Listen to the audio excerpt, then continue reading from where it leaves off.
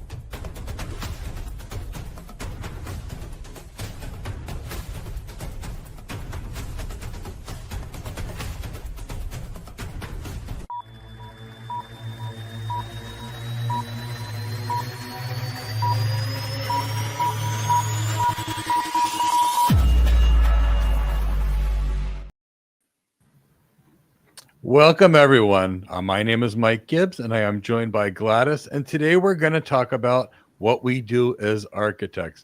Gladys was a student of ours. She's been now working as an architect for about 2 years. And she knows what a cloud architect does. She knows what an application architect does. She knows what an enterprise architect does. And she's has a wonderful career. So we're going to be excited about that. We may also be joined by Angela Munoz as well as Arun. They're planning on joining us today, but everybody here is a working architect. And we all know as a working architect, poof, the next thing you realize we're getting pulled into a sales meeting, or we're getting pulled into another meeting, or we're now pulled into an advisory meeting, or if we're facilitating another meeting. Well, we'll get into that too. So welcome everyone, and I am glad you are here. Before we begin, I wanted to give you a few things to tell you about. We have a guide which is completely free. And that guide is, realistically speaking, one I should tell you is why tech skills are not enough. We have another guide for you on how to become an architect if you actually desire. And we even have a guide that we wrote on certifications that would help align your brand with what we actually do as architects and build you the kind of portfolio that we actually desire. So that's exactly what we're going to be talking about today. And I hope we have a really wonderful conversation. Gladys and I will talk. We may be joined by other architects as well. And then you can ask us any kind of questions you want on what we actually do. So let me know that you're all here by giving me a question or a hashtag in the chat box that says, what does a cloud architect do? So Gladys, you've now been an architect for a couple of years now. And I remember when you joined us, I think we even spoke before you even joined our program. I'm pretty sure I remember having that conversation. And when I talked about what we did as an architect, and I talked about meetings and sales and executive skills and CXO relevancy, when I say this to a lot of people, they think it's strange. They have this perception of the architect that we're doing some kind of tech skills all day long or engineering. And there's a wide variety of architectural roles. I forget, are you a cloud architect or an application architect these days? So, Mike, I am a cloud architect. Infrastructure is what I was, mostly that's what I was doing. Mm-hmm. I always loved infrastructure myself. What kinds of infrastructure are you working with? So, for my daily regular role, I would meet up with application managers, and they would, they would come with their different issues that I needed to resolve. So sometimes I would be dealing with a new application, and they would come in and say, maybe, their story would be, my workloads are failing, and my employees are not able to access. So here in my head, I'm thinking, okay, we're talking about performance issue, access issue, and then I would have to listen and collect the requirements to know what they're talking about. Some would come in and maybe they needed a migration. In other situations, it would be, are we trying to cut costs? So should we look at what's there and map it out and see if we can get rid of anything that's, hanging around, like decommission anything. So it was different things that we would look at. But mostly, like you're saying, Mike, it's extremely important to know that there's going to be a lot of meetings. And this is meetings where I also had a TPM in my team. TPM is a technical project manager. So they're supposed to manage meetings. However, you have to have your own design meetings, because the meetings that the technical, the TPM has talks about the project as a whole. But then sometimes you may need to dig a little deeper to find out, the nuances. And in that case, you need a design meeting where you'll be able now to dig in the technical requirements and non-technical requirements, which we're going to talk about here in a little bit. Absolutely. So it's a lot of fact finding is what you're saying, and a lot of information gathering. Correct. What percentage of your time would you say you spend information gathering? Okay. So especially at the beginning of a project, you spend a lot of time gathering information, because, especially at the beginning, there's the communication and information gathering. So information gathering, basically, it's what are you trying to do? What are we moving? What are you looking at? Why? And then you start asking yourself the why questions. Why do you want to do that? And then how are you going to do it? So all this information, you have to get as much as you can at the beginning, and you may not get everything at the beginning. So at the beginning is a lot of that. And the communication is where you have to make sure that everybody is aligned and engaged to achieve the shared goals. So as you go along in the project, you may get the information and you start working on a project, but then there's also the clarifying portions of it. Information gathering is divided in two. So you have the technical requirements and you also have the non-technical requirements. You have to make sure you address both. You can't do one without the other. So technical requirements would include infrastructure. Here is where you're talking about the storage, the network, the hardware, all that. You're going to talk about the applications in the technical requirements. You're going to talk about security, compliance, and performance. All these have to be addressed in the technical requirements. Non-technical examples I would give would be like the business objectives. You have to make sure that you are aligning to the roadmap of what the business is setting. You have to address financial constraints because even if you do a design and a solution, sometimes you have to justify why you're choosing what you're choosing.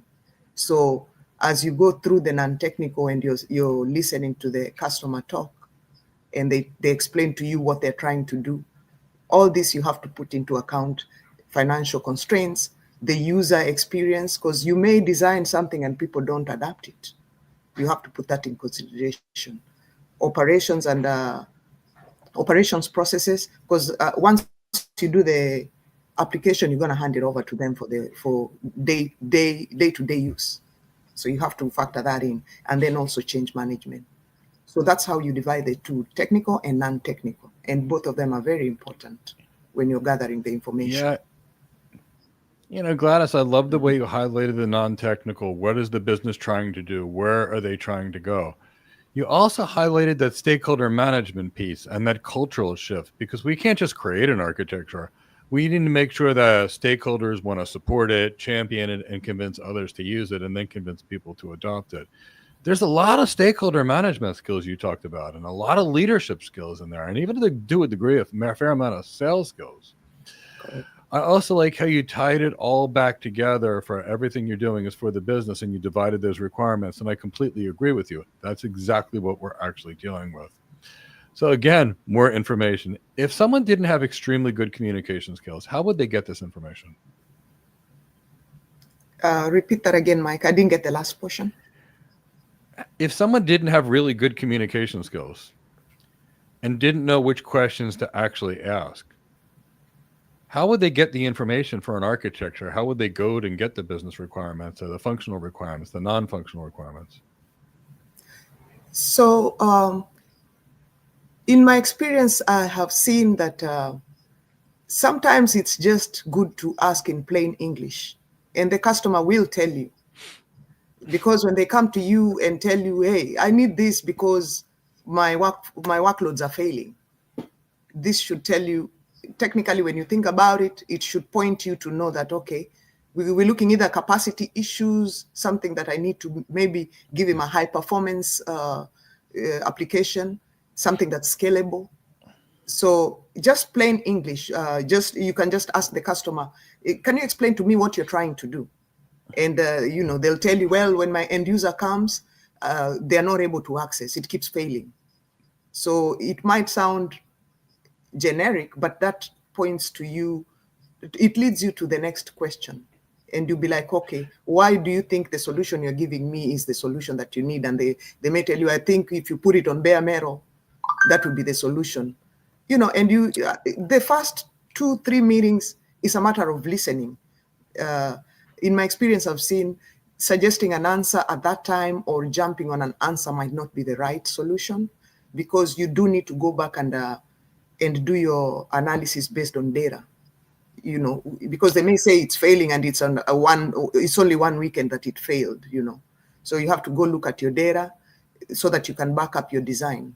When you have to know where everything is, where are these customers coming from? Is it a local database we are talking about?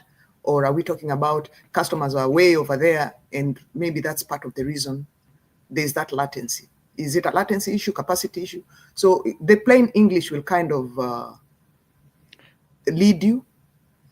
So that's one place, you can just basically asking in plain English. The other thing would be follow-up questions. If they tell you something, you follow up to know the why and how do you normally do this. And sometimes you may have to look at their processes and follow it through. So basically, keeping it simple is the best way, Okay, so I want everyone to see what Gladys actually did. And this is the ultimate point when you know you're actually there, that you know you've got it and done it. I asked her, how would someone with poor communication skills be able to get all this information they had? How, if someone didn't know which questions to ask, what would they do? And did you see what she did? She immediately went into plain English and using good communication skills, because it was the only way you could get the job done. Because if you can't ask the questions, you can't get the right answers. And if I walk into a customer and I mention 14 different acronyms in a single sentence, you're not going to get the right answer. You're not going to get it unless you ask the right questions in that open and plain English.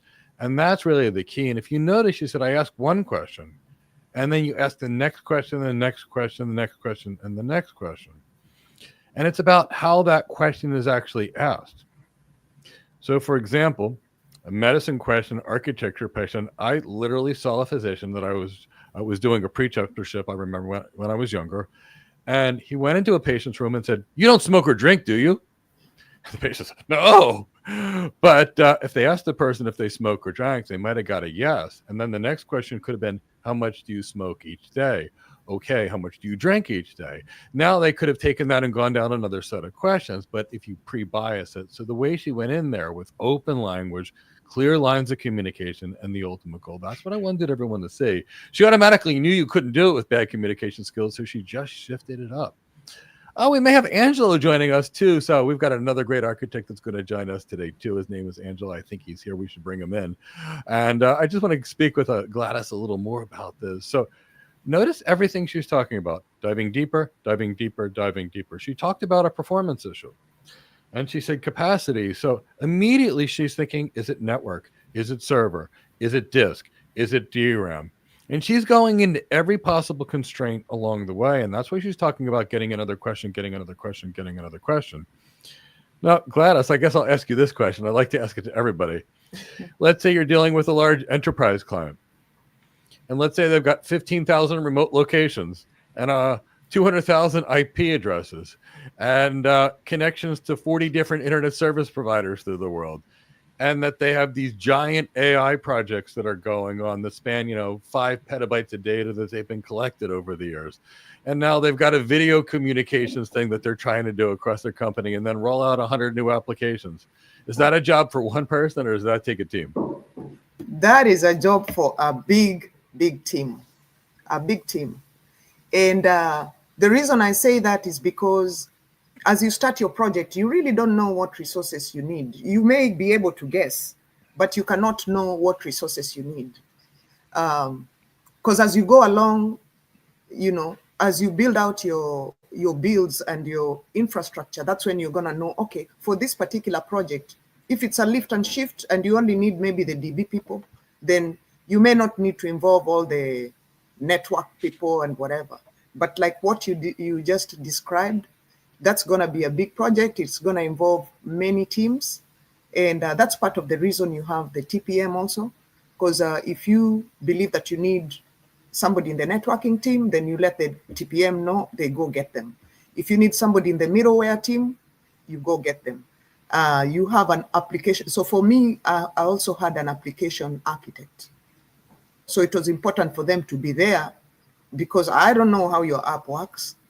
I'm just spinning the infrastructure for you, and I have to make sure it's the right infrastructure for your application. So they are there to us. We are there to work together, so that we can make sure we create a solution that's appropriate for that particular application. So it's important to work with all these big teams, and that's why you may have a meeting just for design, and then you have to update everybody during the team meetings for that particular project, for the whole project. Exactly. And it's great that we have a project manager to say, did you turn this on time? Did you turn in this on time? Is due? But at the end of the day, when we've got a lower performer or we've got someone that's struggling with something in their lives and they need some leadership, it still falls back to us anyway. Correct. So that's hence the leadership skills that are so critical. Mm-hmm. Would you say 99%? Would you say 90+% of what you do is planning? Yes, definitely, without a doubt. If you plan out your information, your calls, your meetings, your follow-ups, if you plan them in good order, then you're not going to be overwhelmed. Because like for my role, I had more than one project.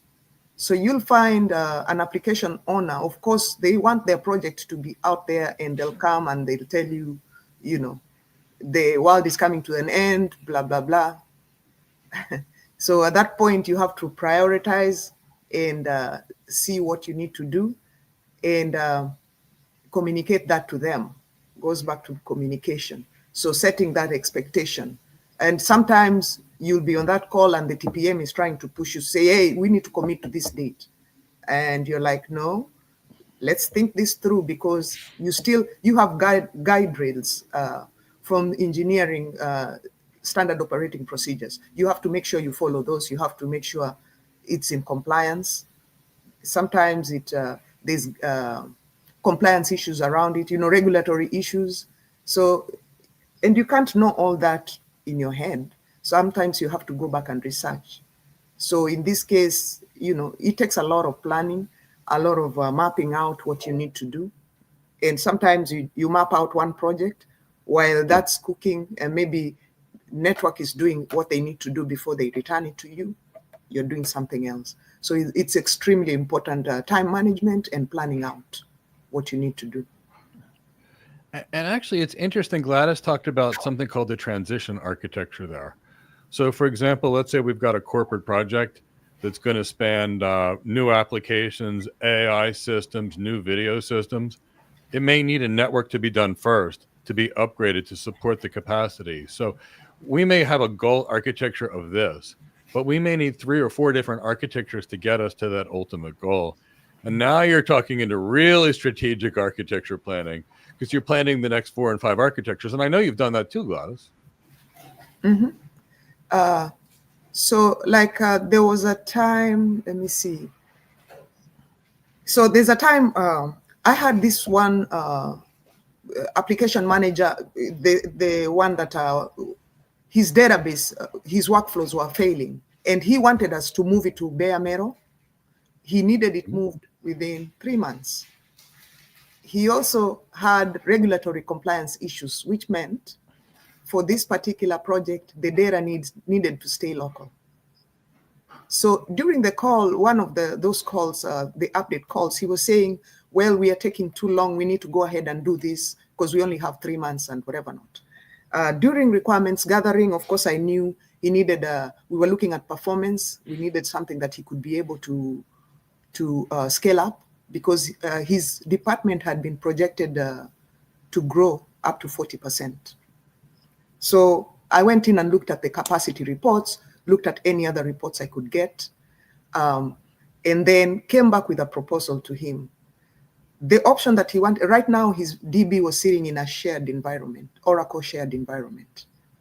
I advised him, what I proposed was, we were not gonna do that. What we could do is move his DB and have it in its own environment, and have it in Exadata. And this solution would be able to give him everything he was looking for, but he was still adamant, insisting on bare metal. And bare metal is, where we are moving it back into the data center. So I had to explain to him and give him the reasons why. One of the reasons, we did not have the hardware. So if he wanted it on bare metal, first of all, we had to justify why. And based on the amount of data that was going through his application, I couldn't justify spending all this money to buy bare metal just for one application that was that size, and also that tier. And by tier, I mean in terms of critical. We had tier 1 to 8. He was sitting at tier 6. At least if he was tier 2, maybe I could be able to justify that. And then the second thing was, even once we put in an order, which would take at least 2 to 3 months, we were looking at, after it comes in, we have to engage network. There's the stack and rack, and then there's the setting up, there's the testing. When you added all this, we were looking at least at 6 to 8 months just to do that portion. So, and then your architecture choice is chosen for you based upon the business needs. Correct. And his business processes were failing and all that. So based on the business needs, we need to get him up and running. And if we go the Exadata way, he was going to be able to get the local regulatory requirements would be met. We could be able to deliver that within 3 months, and we were going to give him a good user experience for his people. And with Exadata, you can be able to scale it up. So he was getting all those things by the solution that I was recommending, and we were keeping within the engineering guidelines. We didn't have to go to governance I still had to go to governance because they had to look and make sure that we're not going to get fined or whatever. And it was meeting the security and compliance issues, that were around it. But that was a good solution for that particular customer at that time. That's an example of evaluating all possible options, evaluating all trade-offs, and determining what's in their best interest. Not best technology. Best tech is usually bare metal. It'll give you the greatest performance. But do you need bare metal? Is bare metal the right thing? What do you lose with bare metal? Because there's a whole lot more maintenance and other headaches that you have with bare metal, especially from the backup and a lot more. You gain a little bit of performance. Sure, if you need the latest AMD server that has 384 physical cores and it already has 8 terabytes of DRAM and an NVMe RAID array in RAID 0 and another in RAID 0, so RAID 10, if you're at that level, lose the hypervisor and gain that extra 6%.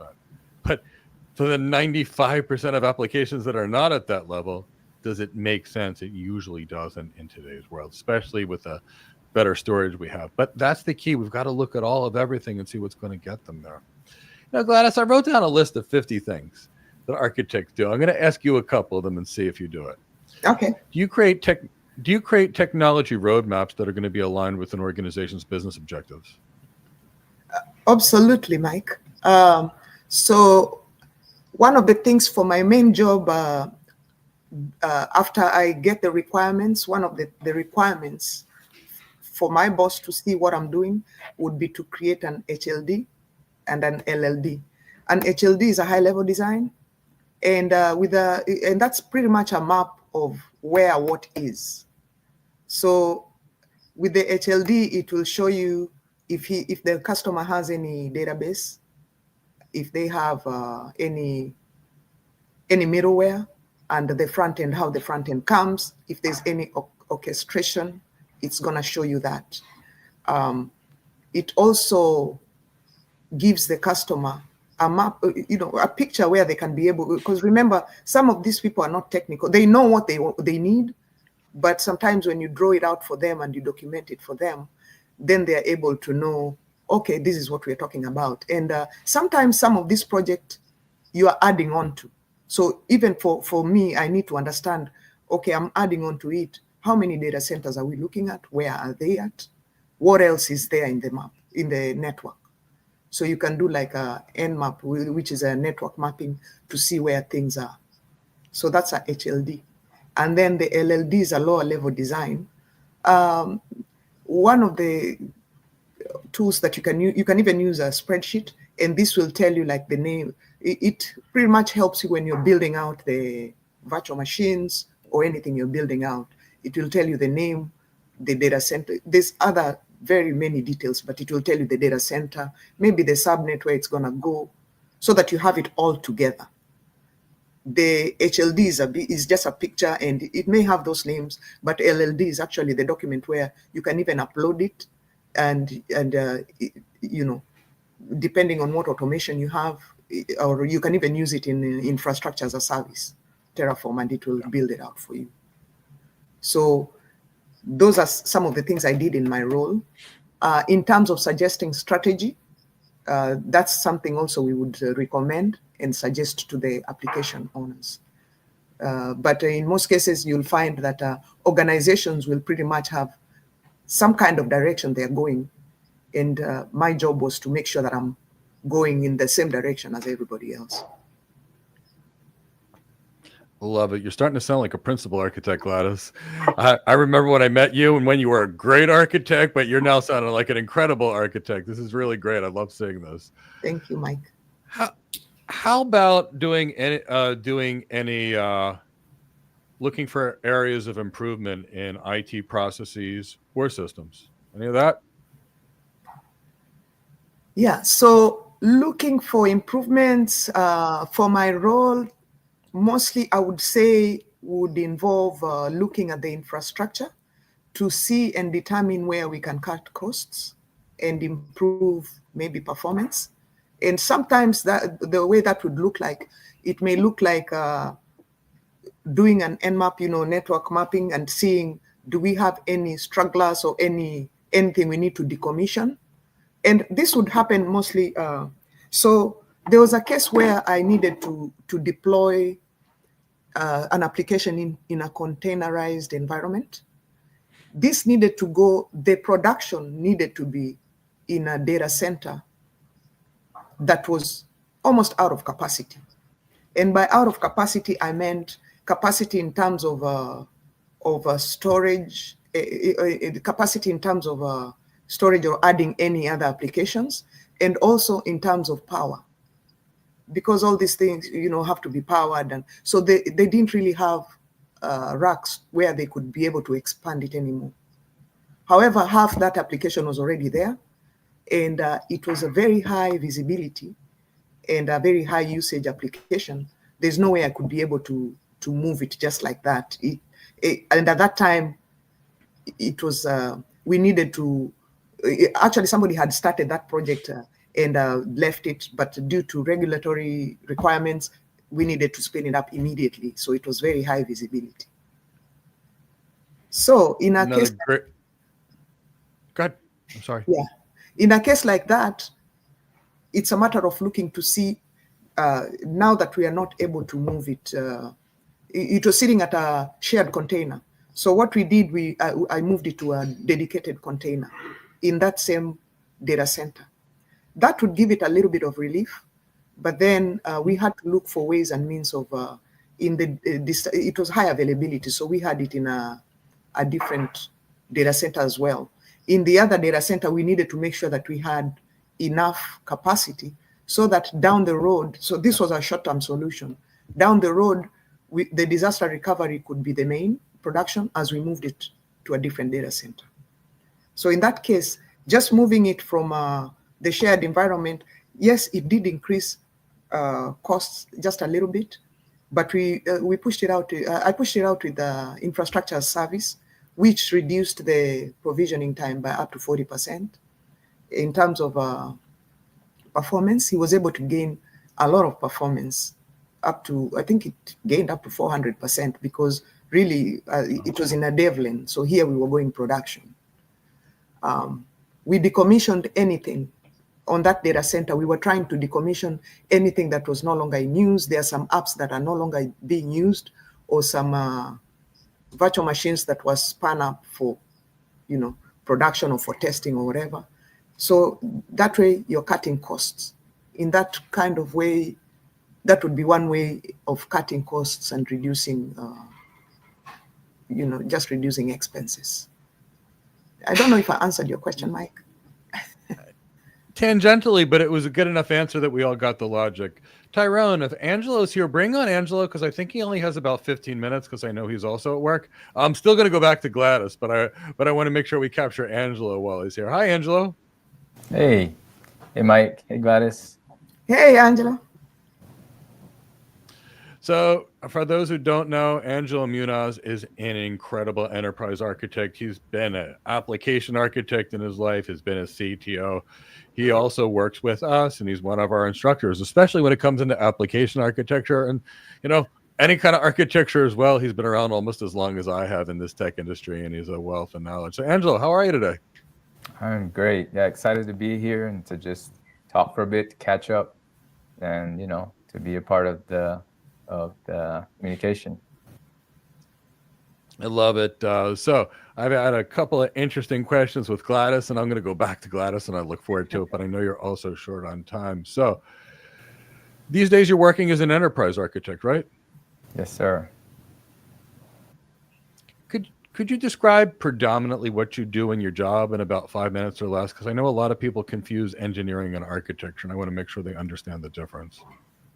Yeah, I'd be glad to. So an architect in general will do things like designing, will do things like understanding the business needs, and then designing a solution to meet that need. Present it. Typically, if you have different types of architects that may oversee the implementation, may be involved in that. And so there's different types of roles. Architects, I've seen in my experience also, sometimes will do rough prototyping, and then they will they'll work with engineering teams or implementation teams to oversee the execution. As far as my role as an enterprise architect, I do a lot of consulting work. And so I'll consult on strategy. Sometimes it's cloud strategy or different types of strategy. Mm-hmm. I'm a part of an architecture review board. And so I help other architects as well. If they have questions on specific technologies or specific strategic initiatives in the organization, I'll help with that. And then I also participate in special projects.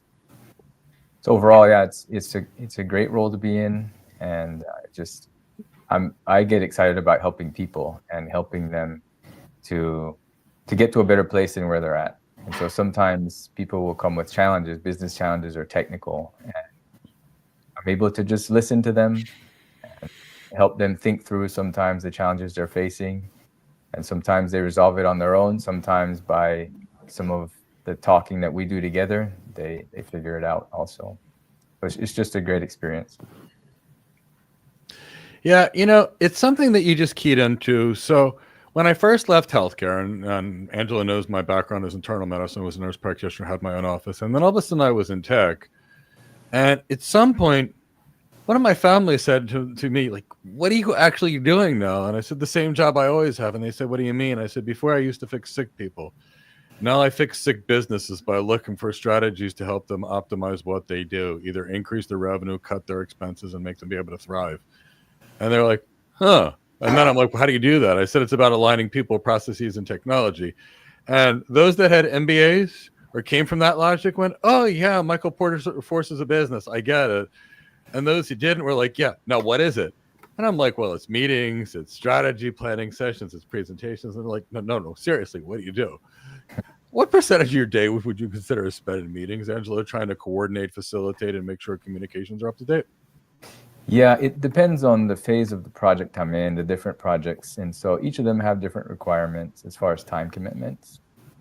I would say as far as if you're in the beginning phases of an initiative or a project, if you will, we'll spend a lot more time with people trying to understand the need that they have, whether it's a strategic initiative or whether it's a specific project like an implementation or migration or net new project.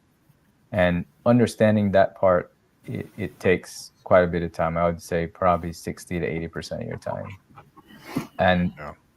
And that is the most important part, I believe, of any initiative. The reason is it's not only understanding the requirements. That is very important. Most of all is you're building a relationship with the people you're working with.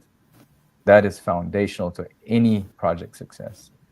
You can be the very sharpest technical person. You can be the very smartest business person, but you can't do it alone. And if you don't have solid relationships with the people you're working with, then once you get past the initial phase and you need their help or you need to get more information from them, they'll want to work with you. And so that first phase is so critical. I think of it as, when my kids and I, sometimes we do a little summer garden, and it's the funnest part of the whole thing, of course, besides the fruits that come from the end, is seeing the little plant grow up from seed. Yep. But if we've had times where we've gotten busy and forgot to water them, and so they start to wither, and then you have to hurry and save it and pour more water on it. It's the same way with relationships. Is if you don't give it the right attention at the beginning and the right focus, then the relationship just withers, and that doesn't lead to good success from a personal standpoint, but also from a project standpoint. Yeah, that Angela highlighted one of the key things of architecture roles. So when I talk about emotional intelligence and soft skills and communication skills, that's critical to build and maintain relationships. But it's in everything you do. You may hear me talk about being a trusted advisor. And when I talk about being a trusted advisor, I say you can't have a preference for technology. You have to prefer your client to be successful. That's everything Angela is talking about here.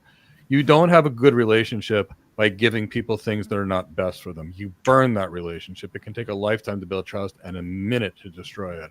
you have their best interest at heart. And yeah, you spend some time with your clients.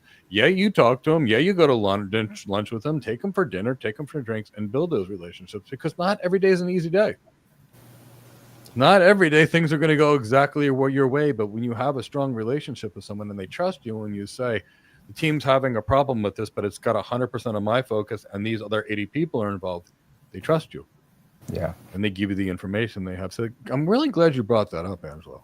Yeah, and I think trust is key, because when you think of trust, many people think of just saying nice things, but trust isn't built on just saying what people want to hear. That can blow up very quickly, because if you're telling this person what they want to hear and this person what they want to hear, sometimes that conflicts, and then you get caught in trying to upkeep a false image. So when I say trust, I mean you can have integrity to deliver on the things you say you're going to do. You need to have, yes, the technical background to be able to speak to the engineers and your engineering managers and your VPs and CTOs and whatnot. But then you also are able to speak the other side of the room, which is, the business folks, the decision makers, and advise on strategy and what you've seen other customers do. And being able to just build trust that way, I think, is so key. And if you don't have trust, you won't get very far. Do you give a lot of presentations, Angelo? Majority of my time is presenting, yes. Majority of my time. And I say presenting, not just I have a PowerPoint that I need to show, or I have a slide deck, or I have a Word document, or what have you. Presenting really is being able to speak to anyone. You can present without having any image on the screen. When you're presenting an idea, when you're speaking to someone and listening, it all rolls up into presenting. Angelo mentioned something, what I call translation. When he was talking about those effective communication skills, at one point he's talking about the business leaders, and another point he talked about the engineers. To me, I used to call it translating. How about for both of you? Would you consider you do translating? Okay, we need to do this on the business side, and then the engineer side, what does that mean to me? Some kind of go back and forth. Do either of you do a bit of that? You want to speak to that, Gladys? Yeah, sure. So it's interesting that you say that, Mike. I'll give an example in one of my projects where we were in a meeting, and the app manager kept, he was interchanging the word URL and alias, URL and alias. And on that call, we had a lot of people, including some networking people. So I recognized immediately that this was just a disaster waiting to happen, because something was going to get configured wrong.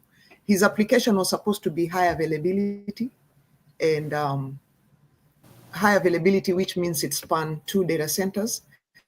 And then he had end users coming into the URL. So there was a URL, he had an alias at the URL. He had the alias, which behind it, there was a load balancer that also had an alias. So after the call, I had to call him and kind of explain to him. And then I told him, don't worry, I'll go ahead and put together a drawing so that I can show you how it works, so that you can be able to also explain it to somebody else if they need to. So basically, with him interchanging it, all the engineering and network people need, they're like, okay, what IP address do you want this alias to point to? That's all they need. Or if, on the DNS, they just need to know how to configure the DNS. But with him changing, I want this alias, the URL, this is the only alias I want, I don't want any other alias. Well, that's not going to work, because it's high availability. You need 2 aliases for the load balancer. And then at the top, you can use 1 alias. So I had to explain that to him, but then come back and let the engineering people, the network people know, don't worry, when I'm submitting it, it's going to be, basically when submitting it, you have to tell them what IP to point it to. So if I had not interjected there, down the road, something was going to be configured incorrectly. So that's one example of a translation where sometimes plain English is not enough for engineering folks. Yeah. You know. And it matters that holistic side which you're bringing out. So each people are doing their own thing. The people that are doing the DNS servers are doing their thing. The people that are doing the load balancers are doing those things. And that's great. But the problem is it's that gap in between them. That's the architect piece of trying to figure out what's going on with what, which most people don't see. It's the big picture view. Because you can't focus on what's in front of you. And you really can't focus on two other things at the same time. Now, Gladys asked me about my little girl. So I'm going to actually bring in the little girl for this photo. Tyrone, if you're going to, I don't know if I can do this. So let me share my two favorite photos, which talks about this high level versus low level photo kind of scenario. Present, if I can share this, share screen. So I always like to use this as an example. When you are focused on engineering, Tyrone, if you can just pop that in there, you're really zoomed into something that's directly in front of you. And in this case, you can see a cute little squirrel in my backyard. I don't have the best landscaper. He's not great with grass, but he's been with me for about 10 years. And anyway, so my grass isn't perfect, but you see that squirrel, it looks real cute. Now that's what happens when you're focused in on that networking thing or focused in on that DNS thing or focused in on anything like engineers have to be. But here's the reality, what really was going on at that time when you are not zoomed in and you can see the big picture. And this is where we architects live. Tyrone, if you can actually share what's going on. So in this case, Gladys had asked about my cat Cindy. My cat Cindy saw that squirrel, and my cat Cindy is planning her attack. She's there, she's crouched down, and she's ready to pounce. And the key is that's why we exist, because you know, if you're focused on what's in front of you, you can't see that. And if you're only focused on the big picture, like we have to be as architects, you're not close enough to anything to really get it done. So that's that team why, you know, I always talk about it's important. Angela, are you configuring systems, building out systems, or do you have a team of people that do that? There's definitely a team. Yeah, there's definitely a team involved. And, you know, there's a time to be what they call tactical, where you're in the weeds and you're talking with the engineers and you're trying to figure out whatever the technical challenge is. And there's a time to also speak the other side of the room, you know, and that's to talk about strategy and business. The key there is knowing and understanding not only what language your audience speaks. I like Gladys's example where she met with the app manager and talked about what the load balancer needs and IP addresses, and then she translated it over to the networking folks. That's a great example of what you need to do, because if you're in a room and you speak both languages, but you see people talking to each other and you're talking past each other, your job is not only to translate, but it's to make the best outcome. And as architects, we make the best outcome by being the glue that keeps sometimes the business or projects or initiatives together. And that involves a lot of speaking with people and involves a lot of translation back and forth. So when we talk about translation, it's, to me, a big part of it is understanding the language, yes, but understanding the purpose and what drives those people. So for example, and in App Manager, in Gladys's example, is driven by getting his application working. Why? Because maybe he's being held to a certain service level agreement that he has to meet this uptime. The other side of that coin is the VP who is in charge of operations is tracking a higher level service level objective or agreement, because there's now financial impact. If that application doesn't meet the customer's time, then the company has to pay back the customer a certain amount of money. And so when I speak to both of those people, I would speak different things. You know, if I speak to the VP, I would say, we need to bring this application online so we can avoid costs. If I'm speaking to the app manager, I say we need to bring this application up so we can meet our SLA. And so understanding what drives each of them and what they need is really important as we communicate the different parts of architecture. Yeah. I'm going to take what you did and actually answer Helen's question at the same time. So, Gladys, you're not configuring things either in your job, right? No. So if I need a load balancer, that's why the network team is there. If I need, now I did configure, for my job, part of my job was configuring servers and making sure the bare metal is ordered, but no, just virtual servers. I would do that. Oh, okay. Yeah, but for containerized environment, if I recommend to use infrastructure as code, then that's the direction I give, and there's a team for that. Yeah. And the key here, Helen, is if the architects design it, and we have a project manager that's doing the program management to coordinate what we do, who's going to build it? Well, if it's applications that need to be built, there'll be an application architect in charge, and there'll be software developers who write the code. If it is cloud engineering things to be built, things like our virtual machines, containers, all that other stuff on the cloud, it'll typically be built by a cloud engineer or a DevOps engineer. When it gets time to maintain these systems, it typically goes to a sysops team, and they're typically more maintenance and operation. And when it breaks, there's typically another team that does tech support. So, I work in organizations that, for example, I design systems for global banks. My whole life is there. JP Morgan Chase has 2,000 AI people there. Just at JP Morgan Chase. They've got architects and redundant architects, a whole bunch of security architects, a whole bunch of cloud architects, a whole bunch of AI architects, a whole bunch of application architects, network architects. And then they have separate teams of engineers that build them. It's just a completely different role. So would you guys both agree with that? I want to make sure that came out the way you see it in your worlds. Yeah, you do have dedicated teams to doing certain types of work. I do see certain organizations that there's been a move to unify that effort under single teams. So for example, what we call DevOps now, or DevSecOps. Mm-hmm. So traditionally you would have the operations team, and then you have the development team, and then as the application gets deployed, it gets handed off. Well, now there's some blending that I see anyway in the industry, in that dev teams are being asked to also run their application. And so if there are outages or things like that, it's not just, hey, the ops team is going to get called, it's the dev team as well.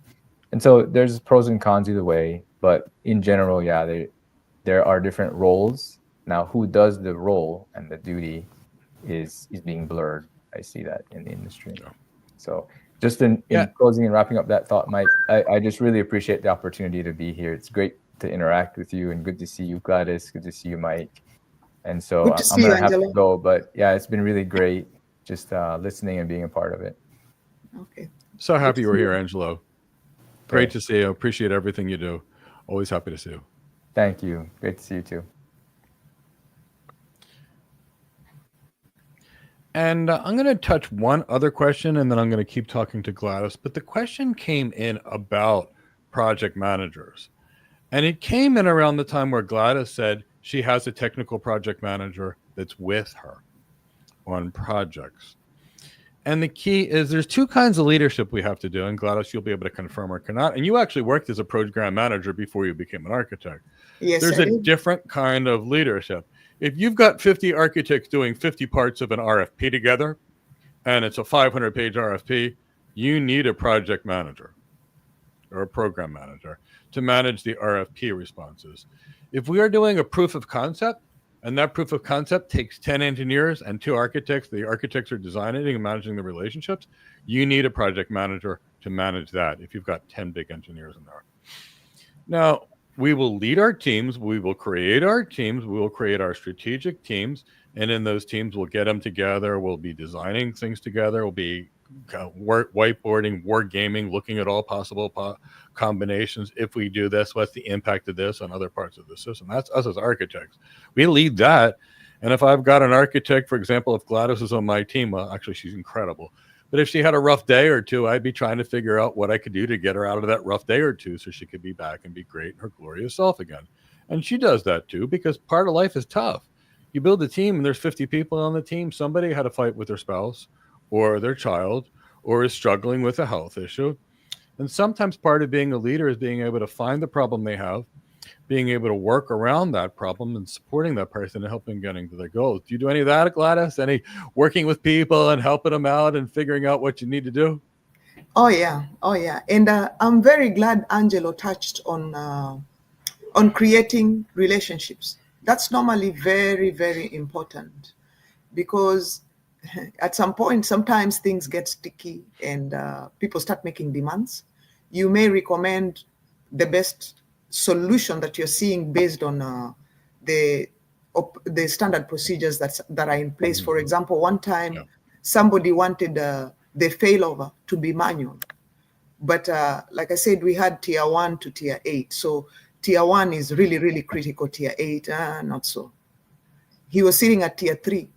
Anything tier 4 and above needed to be an automatic failover, but he was insisting on a manual failover and insisting on it. So according to the process, we can't do that for this project. After I do my HLD and draw everything out, I have to go in front of my team, my boss and my peers, and defend my design. So of course those questions are going to come up, and they're going to ask me why. Why does he want to do this? So if the customer insists so much, sometimes I have to bring in my boss.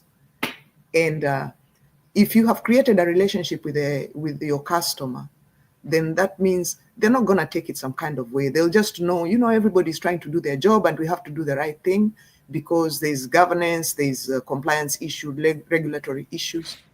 So sometimes you may try to resolve issues and conflicts, and if it doesn't work, you look for other negotiation skills. Yeah, I'm going to go back to something I shared with you, I'd say about 3 years ago. And I'm doing it for fun because I already know you. I've watched you. You're an incredible architect. But I remember when we first met and we talked, and I had said I never saw an actual cloud architect job description that was correct.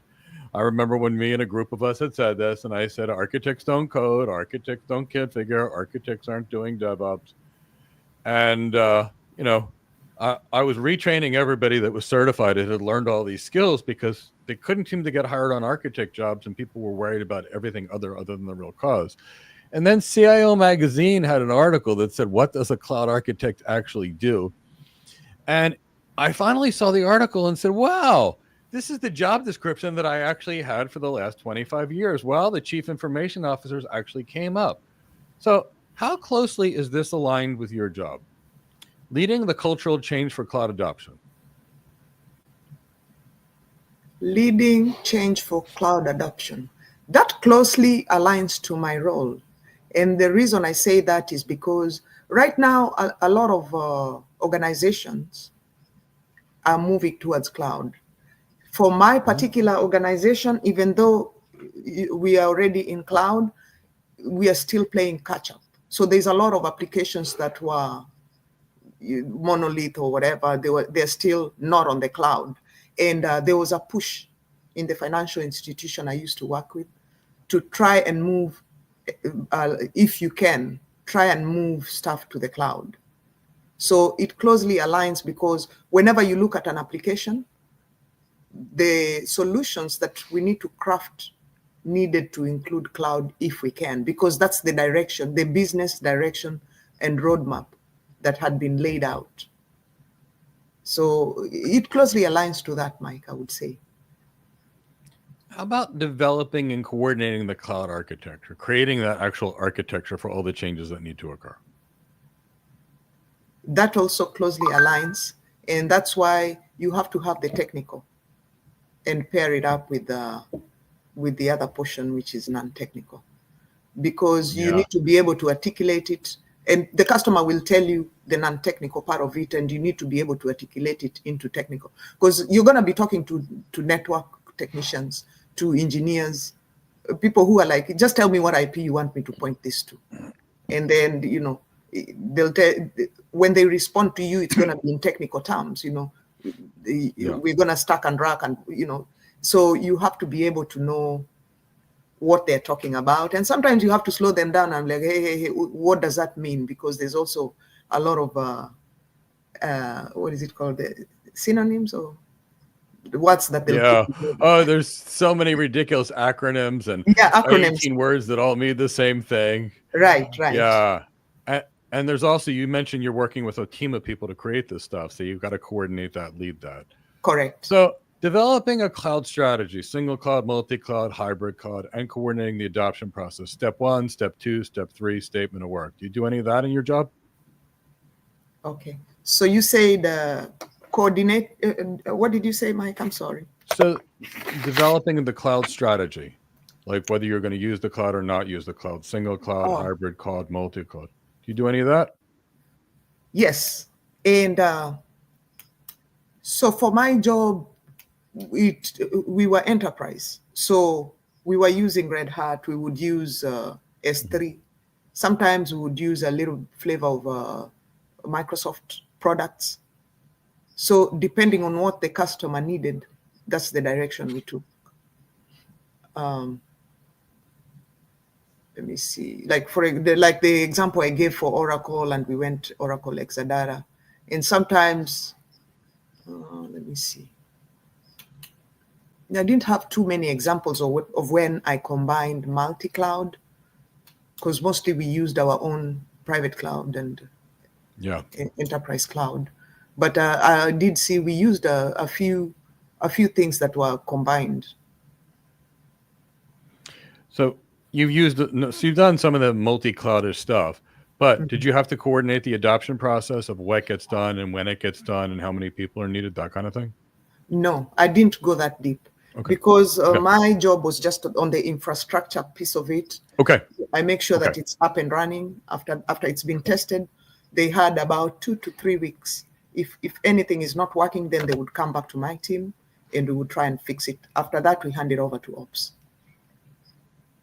And then makes total sense. Yeah, Ops would do the adoption piece of it. However, when collecting the requirements, you have to consider end user experience.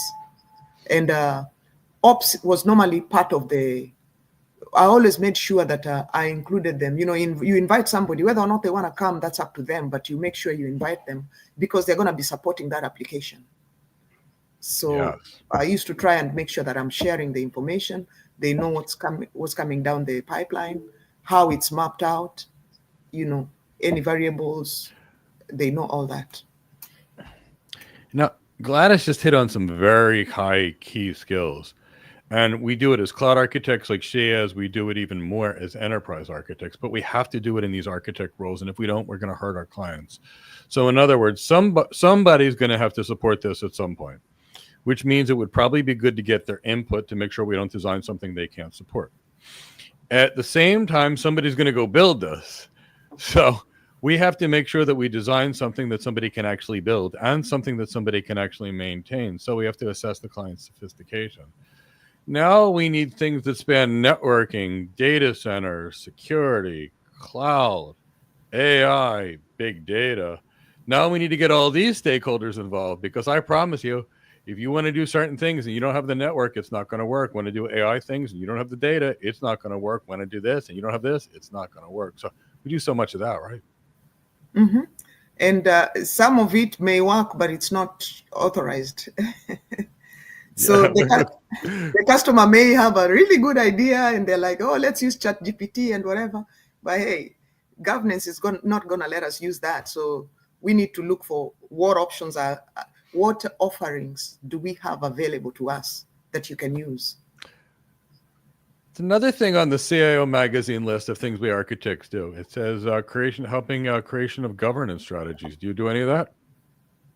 No. So governance strategy was a different team, and they already have their guardrails in place. I think it was a full team, and every year we would do that training. There's a lot of reading that you have to do because you may design something. One time we designed an application and didn't really dig deep into the security requirements. Okay. In the middle of that, when I went to defend my design, of course you find seasoned architects there, senior architects and all that, and they were like, no, this is not going to work. You're going to need to go back and revisit this because when you look at this, this and that, the security, this is not going to pass. You're not going to get approved. So we had to go back. I had to go back to the team and tell them, sorry, this is not going to work. We need to revisit this design. And, you know, they gave me recommendations. I went back, did my research, did another recommendation, brought it back to get approved before. I wanted to get it approved before I went back to my customer. So when I went to my customer, because they're going to ask why, the other one was fine. So I had to explain to them the reasons the first design could not work. Yeah. And of course, this ended up taking a little bit more time. And if we would have rolled it out, it would have costed more. And maybe we would have been fined for, you know, that gap. But, you know, we caught it in good time. Yeah. And that's the key, the way you're approaching it. It's all, so that's what we're trying to show. And I promise there's going to be a point where you're going to be on a big brand new enterprise client and you're going to be starting from scratch or somewhat scratch, and you're going to be creating that entire governance structure, and you'll be creating the architectural review boards that do this. What Gladys was talking about was an architectural review board. Normally when we become enterprise architects and we get a little further from the technology, now it's about us coordinating all the other architects that are actually inside the business, and all of them are going to come up with incredibly good designs. And in our architectural review boards, as she described, you're going to have people from every part of the organization. And they're all going to look at it and say, oh, I love it. I love it. I love it. Nope, this isn't good for me. I need you to make this change. Love it, love it, love it. Now, the problem is sometimes you can't make everybody happy. Sometimes you have to pick something that's going to be suboptimal for one department for the greater good of the company. Other times that one department is the primary revenue generating department, and either it uses a different set of applications, which it could, like in a hospital, you may find different applications in the ER versus the rest of the hospital. ER for speed and efficiency, rest of the hospital for better data collection. You could see something like that, or else your architecture stalls. So I have a feeling. Let's get to some of the questions, but I want to get to Helen's first, the last one, because it's so easy. Helen, we don't touch the technology. We write Word, or do you write Word documents? Do you write a lot of documents, Gladys? Yes, you have to read a lot of documents. So you write a lot of anything that's being pushed out there, new things change, you know, in an organization, things change. You have to know what direction the guardrails that our department has set in terms of, if an application is tier 1 to 3, these are the things that are needed, are required. So that way, and as you do more applications and more projects, you get to know, as soon as you see when you're doing your research, you get to know what to look for. That way, this contributes to the questions you're going to ask when you meet them for the first time, second time, but you have to read a lot of documents. Mm-hmm. Yeah. So what she's describing, Gladys, are all executive skills. Gladys, are you writing Python scripts? Because in your job? I am not interested in coding or programming. Yeah. That's one thing I'm very clear. Even when I look at job descriptions, that's not something I'm interested in. Yeah. I could learn it if my job required it.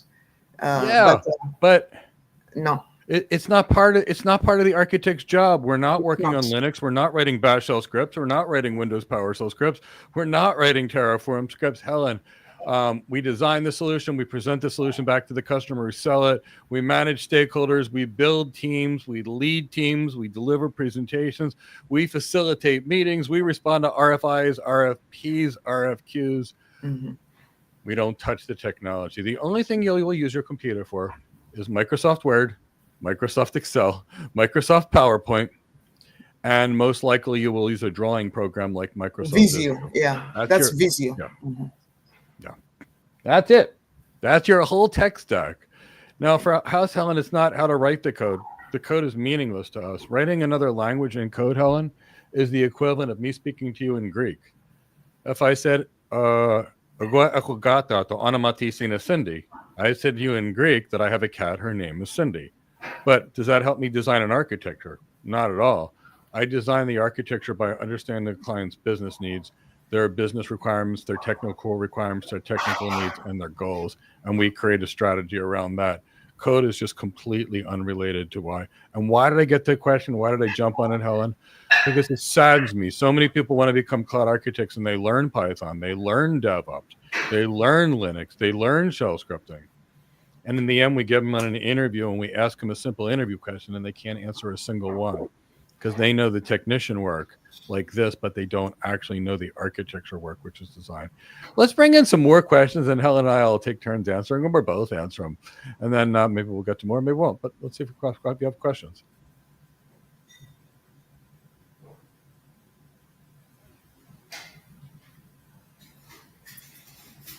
Okay, I'll answer this one, Mike. Yes.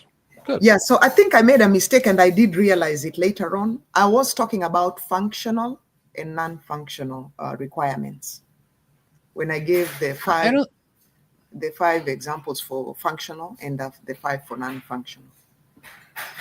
Well, you were, but they're also kind of business versus technical requirements too. It's how you sort of look at it. Correct. So a non-functional requirement that could also be something needs to look and feel like this. Mm-hmm.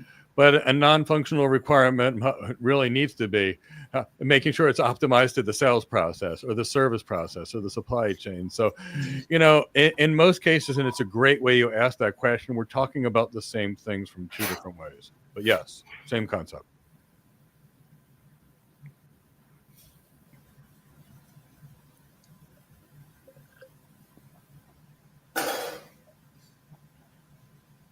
Okay, Paul Johnson, and I'll answer this one, and then I'm going to punt it to Gladys because she's got a lot more expertise in project management than I ever will. So, Paul, cloud architects don't need to be project managers. We need to have good leadership skills, good sales skills, good executive presence, good emotional intelligence. When we are on big projects, we bring in a project manager. If you heard Gladys, she talked about a TPM that she was bringing in that was part of her project. The TPM was the project manager that was part of her project that was managing the project while she managed the architecture. So generally speaking, if we need something, a big proof of concept, I bring in a project manager. If it's coming down to a big deployment, then I bring in a program manager like Gladys that can somehow figure out how to design the 2 data centers and connect it to 4 different clouds at the same time, because she has a lot of experience to that prior to architecture. Is that a great skill? Oh, yeah. It's a really good skill, but it's a different skill. But if you're someone like Gladys who's got great architecture skills, great executive skills, and she also has great program management skills, all the better. But I wouldn't say that it's a necessary step to go there. Now, are you using project managers like that, where you're bringing them in and they're helping you? Yes. So their main job is, with a business, they have roadmaps for different things. So one of the things was to measure the impact of projects, and they have a program on top of that looks at that. So that's a separate department. So in order to do that, we have that department coming to help us so that their boss can measure and track the projects overall. Their job is to make sure that these projects are moving along and, they report that piece of it. Our job is to make sure the infrastructure is delivered on time and within those requirements that are there, and we are following the business objectives set with the organization as a whole. So having project management skills is really important in, I would say, nearly any job, because it will help you be able to manage your time, be able to organize your work, and, even track yourself and build that relationship with your customers to be able to deliver, have your deliverables where you can be able to track it and know your progress. So it's a really good skill. And I agree with you. It's a really good skill, but I'd say more architect is more of that light project management side versus that heavy project management side that you would get from a project manager. Now, Gladys knows how to be that world-class program manager that can roll out a big bang system from scratch. But Gladys, there's a reason in your architect job you are still bringing in a project manager. Correct. Why are you bringing in someone to do that job, even though you know how to do it yourself? What's the point? Well, the reason is I have my job, first of all, and I really don't have capacity to do that job, somebody else's job. I have big teams that I need to put together and people to keep track on who is doing where. As long as I'm on track in delivering, say now, for example, if I need to deliver some servers and I already put in that request for somebody to deliver those servers. I've done all the paperwork that's needed. I've told them the capacity, the memory, everything that's needed, drawn the HLD. Yeah. And I'm waiting on somebody. I don't need to be wasting my time, not wasting. I don't need to be following up with that person, because that is the project manager's job to make sure that that resource has delivered on time. It's the project manager's job to because even during the meetings, there is takeaways of, we may have a database person who's supposed to bring us database feedback, maybe capacity report or whatever it is. They need to bring that back to the team. Then maybe I may have network team telling me we don't have any capacity in this data center. You guys may want to go somewhere else. So all these people are bringing back feedback. It's the TPM's job to track that and make sure that that feedback is coming back to me. Yeah, and that the first thing she said, what was the key takeaway? Someone that probably knows more about program management than 95% of the program managers out there, if she's working as an architect, is going to focus on her architect job, because if she focuses on doing both, she'll fail at both. She'll split herself too thin. Nobody can. So you have to be good at what you're supposed to do. And you just can't do everything. If she's managing or coordinating a team of 30 architects, there's the other side of it, which is why you can't be the taskmaster and the leader at the same time. We need our project managers to be constantly, is it in? Is it due at 2 p.m.? Okay, it's 3 p.m. It was due at 2. Where is it? When can you get it to me? We need our project managers to do that. At the same time, we need our executives and our architects to be soft and cuddly. So if somebody doesn't get something at 2 o'clock, maybe there's something going on in that person's life. Yeah. Maybe you need to talk to that person. Maybe you need to have a conversation with them. Maybe they're having some family problems and you need to them to work for 3 days. And they're 3 16-hour days, and you can speak to their manager and get them off for the next 3 weeks.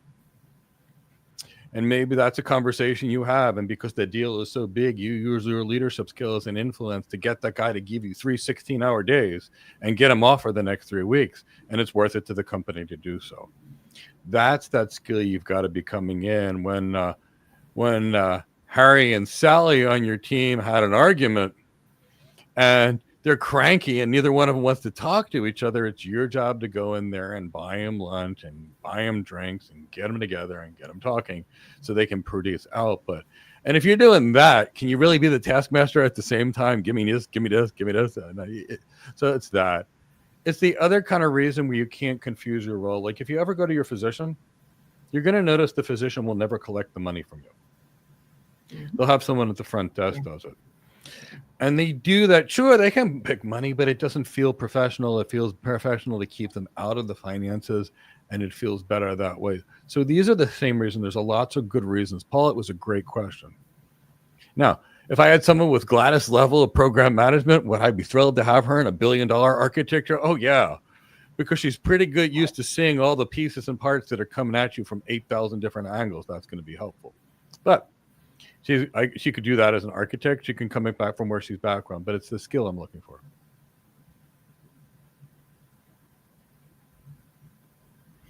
And also, I want to add on that a little bit, Mike. So for my TPM, remember, she's supposed to go look for these resources. And whenever, like in my example, whenever I needed a network configured, there's a lot of paperwork that I had to do. You have to do the paperwork and all of it. Once you have all that aligned, and it takes a lot of time because you have to make sure it's correct. Yeah. Then at that point, I go ahead and hand it over to her, or him.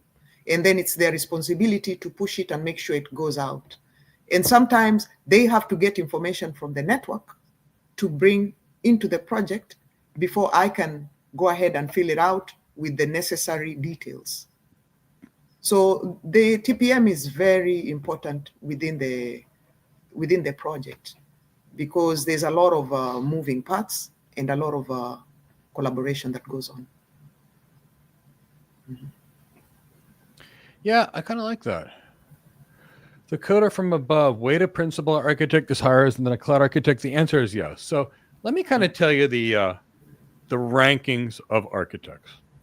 We have what you call student trainees occasionally. Some companies like Amazon and Cisco, they will hire someone that's not prepared to do the role. They will give them a salary of say $60,000 to $100,000 a year, and they select 5 to 10 or 15 people each year, and they hire them as an associate architect. What happens is this is a program where someone typically is not prepared for the role. They get paid to be in a training camp for about 6 months to a year. They either graduate that training camp and get promoted to basic cloud architect or solutions architect, or they're removed from the company. So the next level we have up is that solutions architect or that cloud architect. That's their first architect job. If they do well in that, they get promoted to senior solutions architect. If they do well in that senior solutions architect job, they get promoted into the principal architect job. And in some companies, they even have another level, which is a distinguished architect. So as a rule, that's what we're really talking about. So it doesn't matter where you need to start. You know, Gladys is in every sense of the imagination when I speak to her, a principal architect. She's got the strategy in her. She sees where all the pieces and parts are coming together. She gets the big picture. She knows how to reach across the teams and get the resources she needs. She knows how to evaluate those business needs. She's managing stakeholders. She's leading things. She's facilitating things. That's the principal architect level that you're typically talking about, and she's kind of there now. Now, it all depends on your training. I was a principal solutions architect in less than 2 years. It's been about 2 years, Gladys, since you've done our training, and then you've been working in the architect world now? Yes, 2 years. Mm-hmm. 2 years. And I loved it. Nope. Loved it. So Freedom Land said, in hindsight, how would you prepare to be hired as a cloud architect? What would you say if you were starting your cloud architect journey?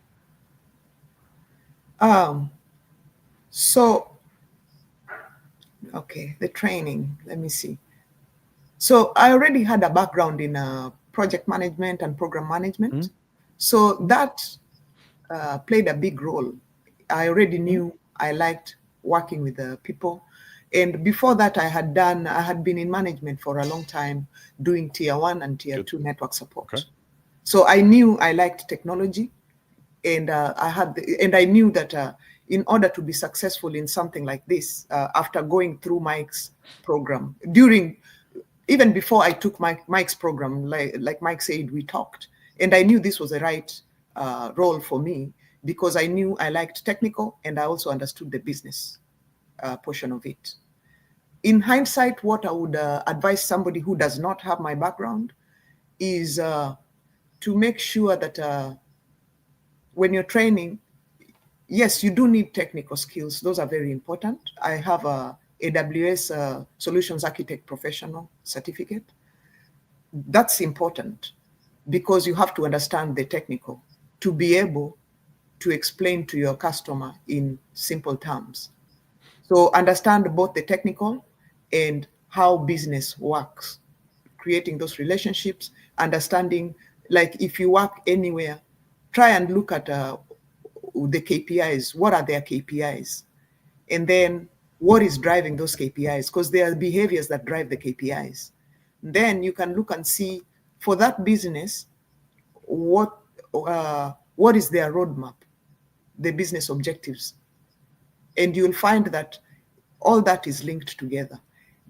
They come up with the business objectives, which in turn create the KPIs, and the KPIs will drive the business itself. So it will drive what projects are being prioritized, and in fact, what projects do we actually need to do?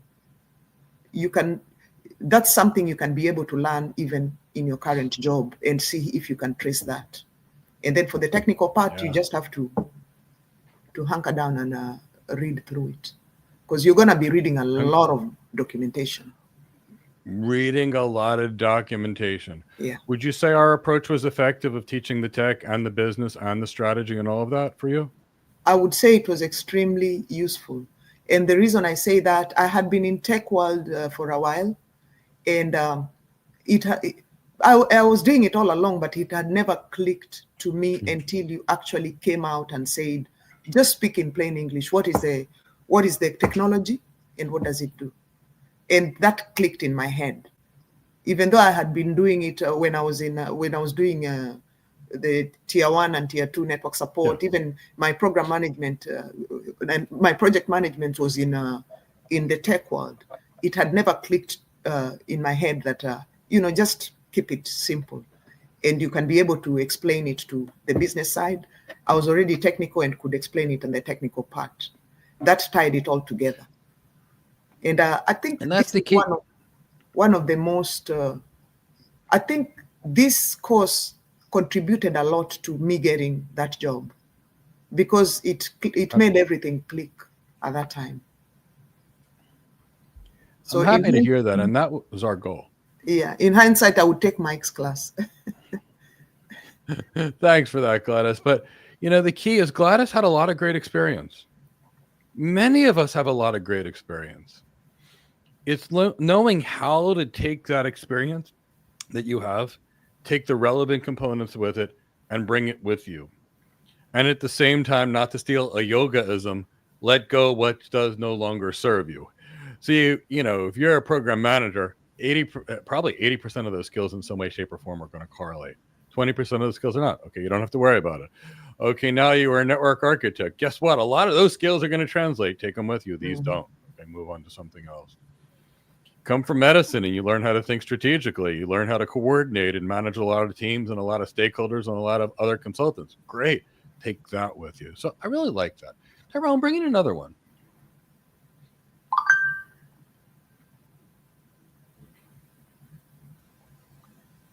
Okay, so this is a great question, Panchi. How would you differentiate an application architect from a cloud architect? Focus. So the cloud architect is everything: the applications, the security, the data, the compute, the storage, the networking. So by very definition, as that cloud architect, we are that big picture coordinator, facilitator of those other specialty architects underneath it. So when I approach a new project, if I find there needs to be a new application, I bring in an application architect to design the application. I'm not a cloud architect. I'm not going to design an application. It's somebody else's job. Now, all of a sudden, I need new demilitarized zones for my security. I bring in a security architect. Now our organization wants to go zero trust and defense in depth at the same time. Well, I've got a lot of defense in depth architects at my team. Now I got to bring in a zero trust architect. Now that I'm dealing with zero trust, maybe I need an identity and access management architect to deal with the multi-factor authentications and potentially biometric authentications in our federated environments and our single sign-on stuff. Again, they're going to design that. So the difference between any specialty architect, and I'll let Gladys answer at her side, versus the cloud architect is one thing versus everything. Application architect, super technical in applications, APIs, how applications are designed, etc. Cloud architect, okay, these are our application patterns that we can use. This is typically what APIs do. This is our application deployment methodologies. But send that over to the, application architect. Gladys, would you agree with that? Absolutely, Mike. So when you look at the cloud, it's a as needed service where you subscribe to what you need. And if you divide it into three, you have platform as a service, infrastructure as a service, and you also have software as a service. For the application architect, they would be at the very top, which is software related, because it's just the application. And I would say what Mike said, covers most of the stuff that they are doing. And basically, they are addressing software as a service. For a cloud architect, we are looking at infrastructure as a service, and what Mike had said about the storage, all the stuff that Mike said that comes with it. So I agree with you, Mike. All right, great. Tyrone, bring in another one. I love having Gladys around. How do you create a relationship with a CEO making 7 digits? I don't understand distant, arrogant, to which they say yes. What exactly do we call a relationship? That's not a relationship. If I walk into an organization, I go in as the CEO, as their peer. I go in as a consultant, and I prove my worth by my ability to help create strategy to their business. Same way I would do anything. I know chief architects that make 7 figures too. I know CEOs that make billions of dollars a year. And it all comes down to they see a strong resource. If you can come in there and you can strategically advise them. It also is important for you to be able to walk into that CEO's office and say, I've evaluated your strategy, and I'm going to tell you right now, we've seen these other organizations do this, and none of them were able to successfully achieve it. They all had these types of problems. So if you're going to do this, our advice is planning around this weakness here. Or, by the way, we have another business architecture and another solution which could give you this, this, and this benefit. And then show them your financial metrics. Show them the business case. Show them the ROI. And show them your numbers. And be prepared to document something very simple for the CEO, produce a bigger package for the CFO, for example, and have something that's going to provide more substantial information for the actual analysts that are going to be looking at the package. That's how you do it. Same way a doctor takes care of a patient. And it's really funny because my internist wanted me to go get a specialty consult this year. And when I walked in the doctor's office, my wife and I walked in and I thought the doctor was 12. I mean, I looked in and she literally looked like she was 12 years old. And my wife has 25 years experience practicing medicine. And I started in 1996 taking care of patients. And all of a sudden I saw someone that looked 12. And then I heard the physician speak. And within 5 minutes of her speaking, I went, wow, she's smart. She can help me. And every word she said, I was listening. And my wife said, I wasn't expecting that. And I said, I wasn't expecting that. So go out there, be great, show your value, and don't be a yes person. Be a trusted advisor. Help them get to their goals. Deliver for your clients, build a track record of success, and then people will listen to you. That's a relationship. I don't know what saying yes is. Oh, did you ask me, Mike? I didn't, but you're more than welcome to answer this as well.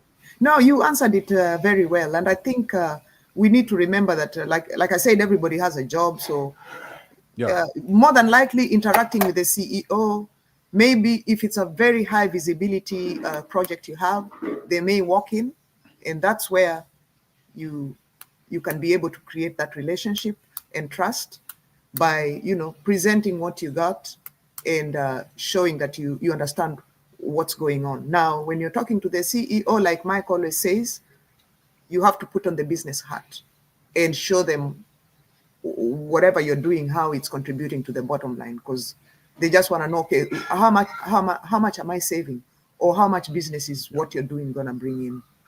Yeah. So you may have to change your language a little bit. Yeah. Always helpful to speak the same language. Oh, from Muhammad. Muhammad is actually, he is one of the hardest workers. He attends every kind of training session I would actually see. He's actually over there in Somalia. So Muhammad, I'm always happy when you ask questions. So the question for you, Gladys, is what was the interviews like in your experience to be a cloud architect? Actually, I didn't do too many interviews, which I was lucky. But I know the interview for this particular job, they ask you the normal questions, tell me about yourself. The one question that stood out, my boss was on the interview, and his boss. So he asked me, there's a few other questions that they had asked me. And one of the questions he asked was, tell me a little bit your experience with middleware. Now, I did not have any experience with middleware. So I took a Mike approach and said, with middleware, I've not had an opportunity to get into that technology, but I'm highly motivated and I can learn whatever I need to learn for the job. However, if you ask me about any other things, including disaster recovery, or I gave him 2 or 3 things, I should be able to comfortably answer you. And he picked disaster recovery, which I was very familiar with. And I did a really good job because obviously I got the job. So it's a matter of just preparation and understanding your technical your technical language and the business language, because they may ask you anything technical or business related, because you are going to be doing both. And Muhammad, what Gladys did a couple of things. I want to really point it. So when I interview people, and I've done 6,000 interviews, unfortunately, most people lie to me in some way, shape, or form. They either have a fake resume, and when I ask them about the things on their resume, they can't answer, which means it was a lie, it was fake marketing, or I ask her a question and they just make it up as they go along.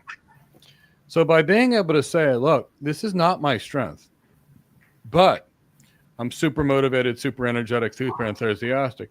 If you want me to learn it, I'll go learn it. But if you want to talk about things that I know, it's this and this and this. Well, there are a lot of things that Gladys did. One is she redirected the person to talk about disaster recovery, which she was an expert in. So she controlled the interview and put it on her own terms. Very skillful, and you need to be able to do this strategically. She also told the employer that she was most of what they're looking for. She showed the employer she was honest. She showed her energy, her enthusiasm, her passion. That's who I want on my team. So how you answer those questions is really there. I want you to point them to your strengths. I want you to try to hide your weaknesses unless they ask you about your weaknesses, and then give them an honest, legitimate weakness that's not a showstopper, but a legitimate weakness and something that you can talk about.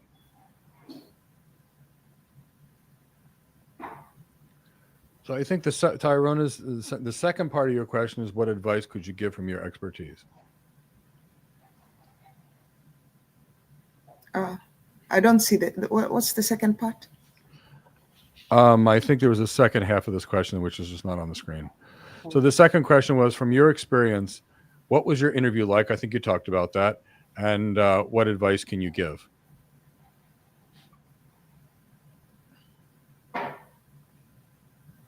Okay, and I think I kind of touched on that, is to learn the tech.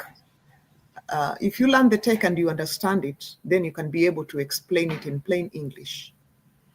Then once you have that down, you should be able to tie it to the business needs. Whenever you look at a job role, understand what it's calling for.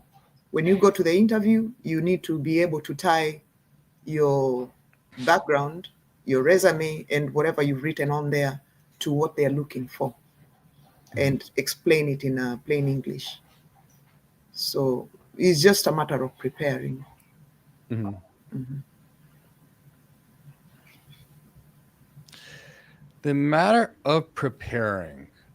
So I want Gladys and I both to answer this question. I'm going to have Gladys go first, and then I'm going to give you the answer after Gladys speaks, of the perspective of doing these billion-dollar architectures and working with them over 25 years, because I want you to hear both. Hear it from the real world architects that are out there doing it every single day, and that's going to be Gladys's side. And then hear it from someone that's doing more of those chief architect roles. And there's going to be two sides of this, and I want you to understand both pictures. Both are important. So Gladys, have you experienced any failed cases in your current role as an architect? And what are the general challenges you came across in your role? Failed cases. So there was one application that we were doing, and during the requirements gathering, and this is a lesson I learned, and that's why I think requirements gathering is really important. During the requirements gathering, we didn't focus on the user experience for non-functional, for the non-functional requirements. So we went ahead, did the application, and deployed it out there. It was a really good application. However, because that was not built into the design and into the testing, we had to come back and redo it. And the reason is because there was very low adoption. People didn't want to use it because it was difficult for them to use, and then compared to what they already had. So to me, that was not a good experience. Ended up losing a little bit of time for the rework. I learned from it. Now going forward, I normally make sure that I capture as much as I can in terms of the functional requirements and non-functional requirements. Yeah, and Dennis, that's okay. There's two sides of this. So I want to talk about the difference between strategy and planning careers and mistakes versus other careers. So if, let's say we've got someone, they're in high school, they don't know what they want to be. And they try this for 6 months, they fail at it. They try this for 6 months, they fail at it. They try this for 6 months, they fail at it. They try the next thing and it's, wow, this is my thing. and they're highly successful. This is great learning from mistakes. And if you don't have what you know and you can't figure out and you don't have guidance, that's the right way to do this. Now imagine you're flying a Boeing 777 or a giant Airbus with 400 people on the plane. Or imagine you're performing surgery. Or imagine you're designing the technology for an organization where 1 minute of downtime costs $1 million. This is the world of the architect. The architect is a planning role. And Gladys, would you say most of your time is planning? Yes. Or getting information to plan? Mm-hmm. Most of my time is either planning or coordination. So the plan of the architect is to plan so much that you actually minimize your mistakes. So this is the exact opposite of just build it and learn as you go. So there's the way we're always going to make mistakes and we're always going to learn from our mistakes. But the key to making the least mistakes as an architect, Gladys already talked about it. Angela also already talked about it. It's creation of an architecture team. It's knowing that there is no way that I will ever know half about applications as Angela, who spent a decade as an application architect. It's knowing that I'm one of 5 people in the world that really know IP multicast video. So guess what? Almost every IP multicast video project in the world, somebody called me either from a competitor that was asking about an IP thing that I wasn't even working with it on or my thing. At the same time, when it comes to security, I know this IAM architect, Isaac. Wow, this guy's whole life is based on IAM. He knows every little thing of which authentication system and where iris scans versus retina scans versus fingerprints versus palm scans. He knows all the weaknesses in them, and he can design the strategy. So in my architecture, if I pull all these people and get their advice in my architecture team, I make a lot less mistakes. So what are the biggest things that we see as architects? Usually the client made a mistake, and it's usually not a tech problem. We can usually find people that know how to put the tech together. Now, is it optimized tech? No. Is it cost 2 to 3 times more than it needs to? Yes. But getting the tech to work, that's the easier part of the whole thing.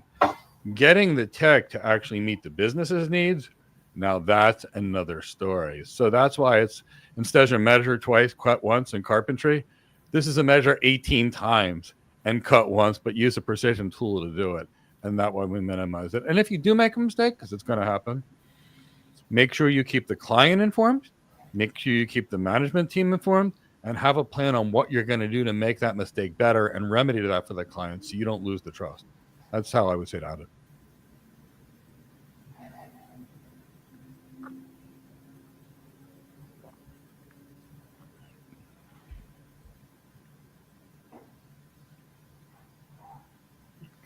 Miss Lamon Jamin, it's good to see you. What's been the hardest moment of your career where your soft skills were really put to the test to manage a cross-functional team, collaboration, stakeholder management? That's a great question from Miss Lamon Jamin. I'm pretty sure you know her, but I won't give her name out. And it's for you, Gladys. So, I had a client that came to me on a Friday it was the same client that was confusing the alias issue. He came to me on a Friday at 3 p.m. and was wanting to say that the alias that we had put like about 2 weeks ago, that's not going to work. We need to change it, and we need to change it like yesterday, like right now. Typically, such requests normally have to, you have to put in the paperwork. And by paperwork, I mean there's different documentations that you have to fill in. And then I have to put in a request. So I give it to my TPM, and they go raise a ticket with the network team. Sometimes the network team has questions, so you'll go back and forth if they want to clarify anything. Typically, the turnaround time for doing an alias change, because they have to check, there's a few things you have to check first to make sure the alias does not exist and it's on the right domain. There's so many things that you have to check before you put in the paperwork. So basically, the whole process can take, and everybody's told and it's laid out, and you set these expectations at the during the time that the client is asking for those things. You'll be like, okay, you want an alias, that's fine, we can work on this. And typically, and that's why sometimes it's not advisable to just give an answer there, because you may promise something that you're not able to deliver. Typical time for that turnaround was 2 weeks. And the reason is because change control is done every 2 weeks, and that's the only time you can be able to make such changes. And the reason they do it that way is because they have to give time. You have to put in the request, and just to do the ticket and all that process will take 2 weeks at least. And if you don't catch it on that instance, then it will have to go 2 more weeks. So the client came, and so all of a sudden now it's an emergency. The world is about to fall apart. I listened to him very careful, and at this point, or on a project, they always give you a senior architect to also work with you. I went back and looked at the paperwork. So I told him, okay, let me look at the paperwork and then I'm gonna call you. I looked back at the paperwork and all the requirements he had asked for were correct. Of course, when he came to me, he was saying, no, you guys did the wrong thing, blah, blah, blah. But when I look at the emails, because whenever somebody requests for anything, for my part, I normally like to make sure that, we'll go through it in a meeting. Then after that, I'll send back minutes. And in the minutes, I'll have listed down what we talked about, especially if there are requirements that I need to put in. Because it's a lot of work putting in this work. So I want to make sure that I'm capturing the right information. And then I will ask back for a response. Especially the main stakeholders have to respond to me signing off saying, yes, this is what we discussed. He has signed off on that. Then I had done the paperwork. I shared it with them. I tried to keep an open communication and share everything before I submit it, just to make sure that I have that extra set of eyes, even if they don't know like other technical terms and what goes where. There's the basic information where this is the alias that you want us to change, right? So I need them to confirm that kind of information. When I went back in all my communication, that's what he had approved. But okay, now you're saying it's wrong, and now you want us to expedite, and it's a Friday afternoon. I was like, okay, before I give pushback, let me consult. So I went and consulted with the senior architect that I worked with. And he was like, that's not going to happen. It's not even going to happen this week. It will have to be 2 weeks because that's the process, and this is not an emergency. But I was like, okay, I'm going to try. So when I went back to the customer, he was still not happy. He was like, no, you need, we started at 2. So by 3:30, he's still saying, no, we need to push this. We have to push it today. So I said, before they call my boss at night, let me give him a heads up. So I reached out to the boss. And by this time, there's other language I could have talked to him, but emotional intelligence, you have to come back to the facts and just read the facts to the person and tell him what the situation is. So that's one time that, my patience and everything was tested, and, he went and said we had done the wrong thing, blah, blah, blah. Of course, my boss went back and looked and he said, no. So if you want this done, unless you involve the CEO or whoever, this will have to wait. First of all, nearly everybody's gone by now. And now that's Eastern time. So Eastern time, when you talk about 3 over here, over there is 4. And we have some people who, the team is all over. We have across the world. Some are in India, some are all over. So he told him, this we're going to have to table it. Next week we can pick it up. If it was an emergency, I believe my boss would have done everything possible to get us to push it. But that was one time that I feel that my soft skills were put on test. But you just have to practice emotional intelligence. I wasn't mad. I was used to handling escalations from my previous role as in network tier 1 and tier 2.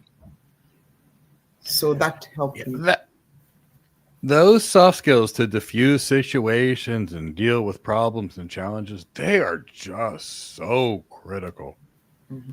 And what I've noticed, when you've got really good soft skills, and like Gladys would, you know, a lot of times people tell me, Mike, this person's prickly, they're cranky, they're hard to deal with, they're mean, they're arrogant. I'm like, thanks for the information. And I meet with them and I say, what are you talking about? I didn't see that. And so it all depends on how you approach it. The way you ask a question, the tone of your voice, the body language determines, are you going to get a lot of information or are you going to get nothing? Are you going to be people willing to give you the truth or are they going to lie to you? So it's a little bit of all this thing. Great question, Ms. Lamajama. Oh, I do have a funny story about this same question. Yeah. So a long time ago, I was a supervisor so I had agents who talked to customers, and this was Pius, and this customer had refused to get off the phone. So they called me. When they called me, I'm like, what's the problem? And the agent told me, this customer wants us to send a technician. And I'm like, why? And it appeared that they had one TV. So him and the wife were arguing over the channel. The man wanted to see the movie channel. Wife wanted to see some soap opera, whatever. And he was saying, I'm not churning the channel, send a technician over. So I took the phone and I'm like, what's the problem, sir? And he's like, you need to send a technician over here. And I'm like, okay. First of all, in my head, I'm thinking, if a technician comes, they can't help your situation. So in that case, I was like, what's the problem? And I can hear the wife saying in the background, I'm not turning the channel off or whatever. So I gave the man a solution. I told him, well, you know, for $5 extra, you can get a box that can be able to give you local channels. And I see the movie channel is on the local channels. And that way you can have 2 TVs. So even at the end of the day, he accepted, but this was a really funny situation. And I was like, no, I'm not sending a technician because a technician can't be. At the end of the call, the man was laughing and he was okay. And we went ahead and mailed him that little gadget to hook up. Mm-hmm. So sometimes emotional intelligence, it may sound unreasonable when you hear the issue at that time, but you just have to roll back and just think through it and find a solution. Yeah.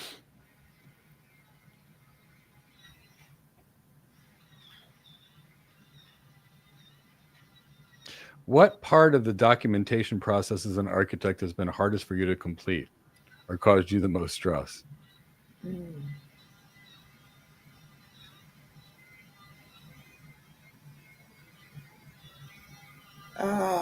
Documentation.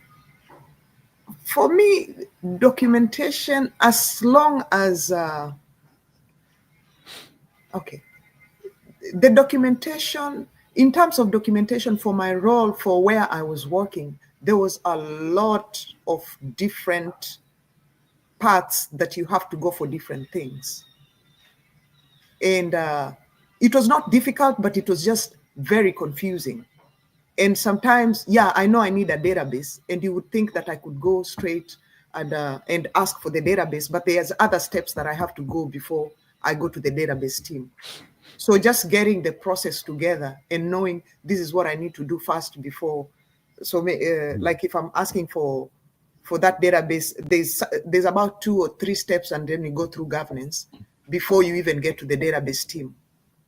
So those extra steps and those processes is what was just very confusing.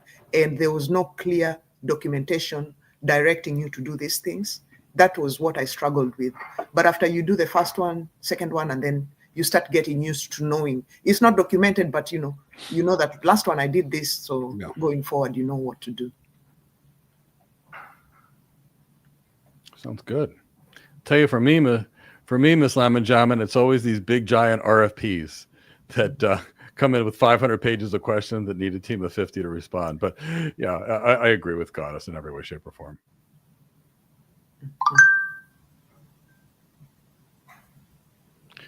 This is for you, Gladys, and I have my perspective afterwards that I can share you some statistics from our program.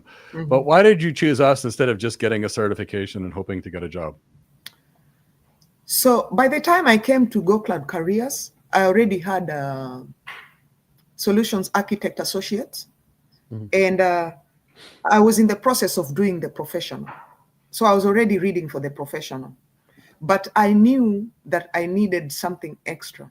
You know, just having a certification sometimes is not sometimes, it's not enough.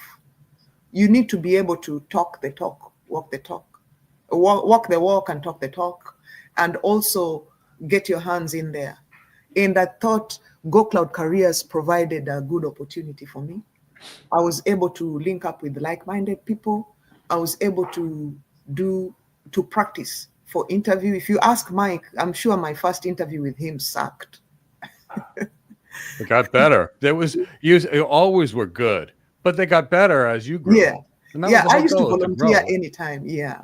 So I love that. I remember. Yeah. So if you're here and you have this forum, volunteer, because that will give you the opportunity to hear yourself talk. It will also give you opportunity to hear feedback from other people. And those classes, like I said, gave me the aha moment where I was able to actually explain the technology in plain English.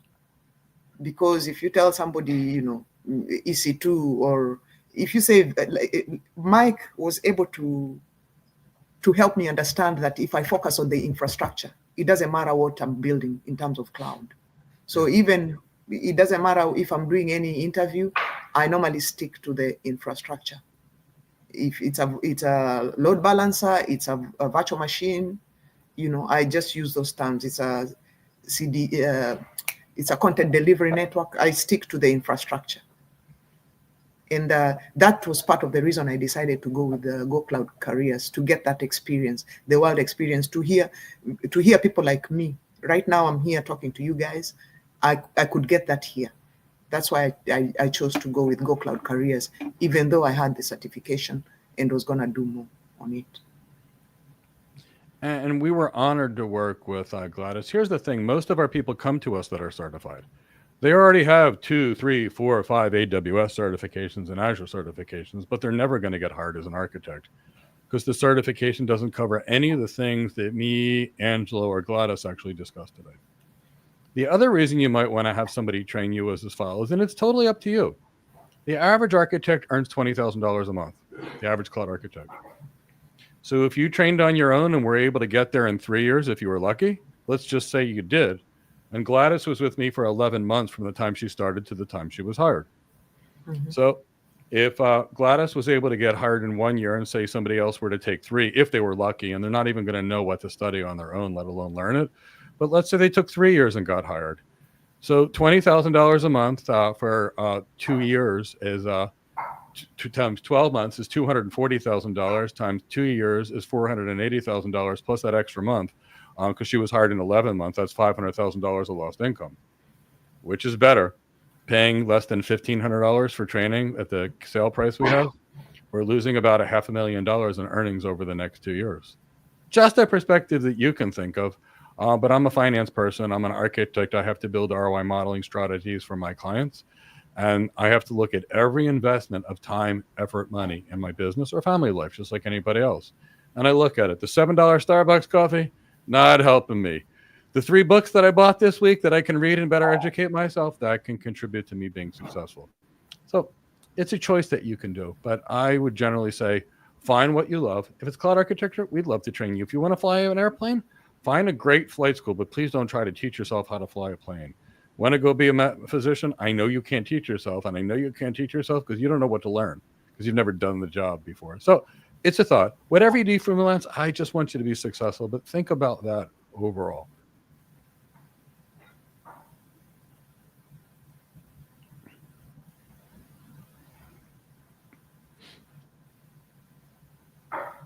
Miss Ladman Jabman, in live information gathering, are you typing your notes while keeping eye contact with the stakeholder? Or are you scribing down notes as quickly as possible, like with a pen and paper and a pretty leather folio? You're not going to be really bringing recording tools with you.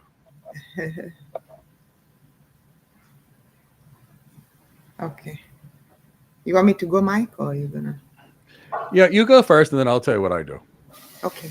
So for my particular role, and this is for this role, but even before I became an architect, as a TPM and as a program manager, I always try to go to a meeting having done a little bit of research on the topic.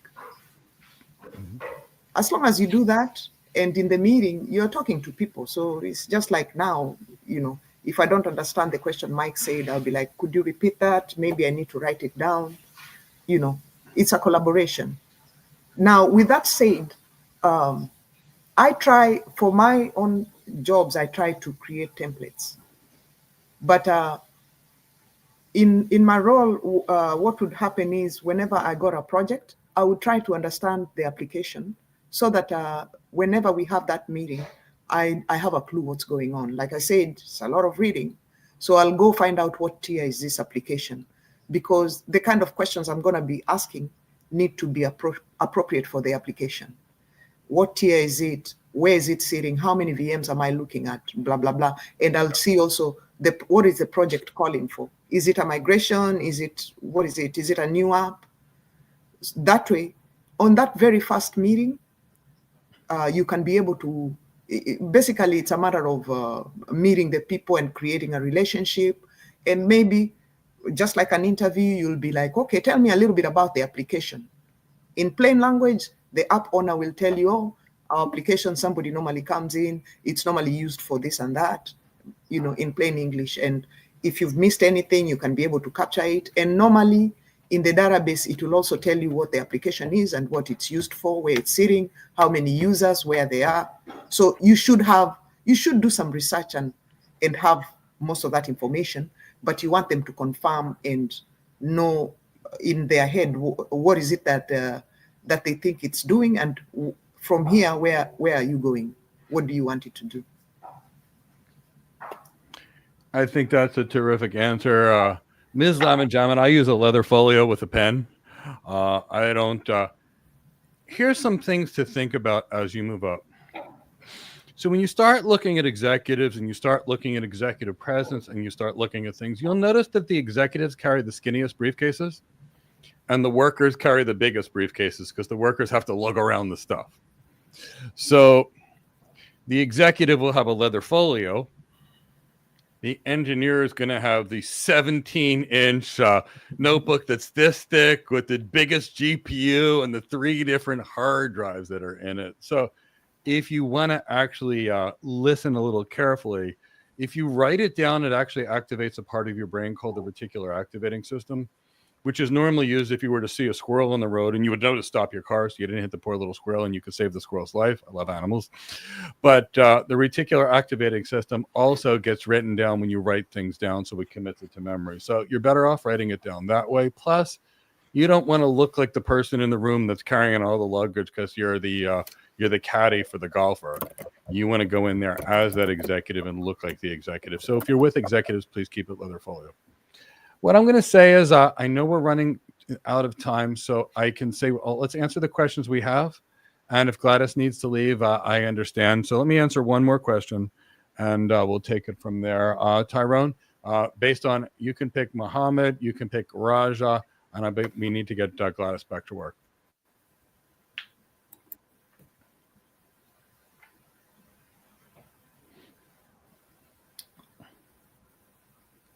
What are you doing to take another step in your career progression? That's a great place to end this. Okay. So for me, when I think about my career path, I do want to stay as an architect and maybe progress further up, maybe into a principal architect. The role that I'm looking for, I would like to move into strategy, doing more strategy and business related. I don't mind the tech. But I would like to move further up, with more experience, you can be able to now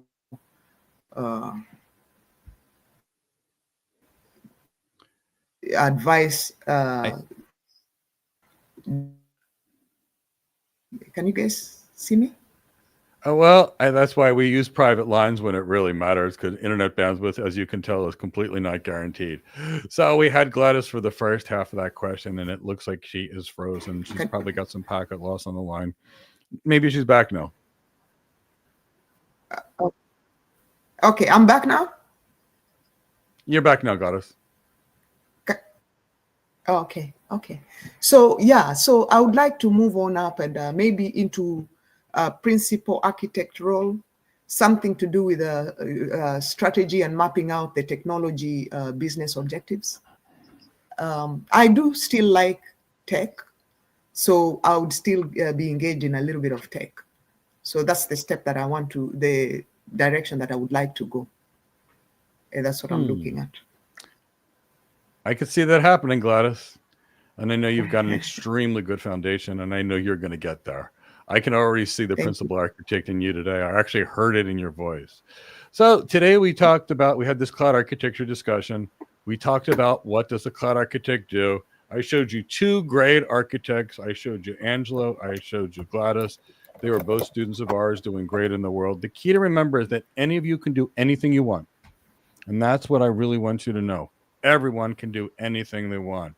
It's all about getting the right skills and doing what you love. Gladys, thank you for sharing your time, your experiences with our audience. I want people to see the love for the architecture careers that I have because I love it.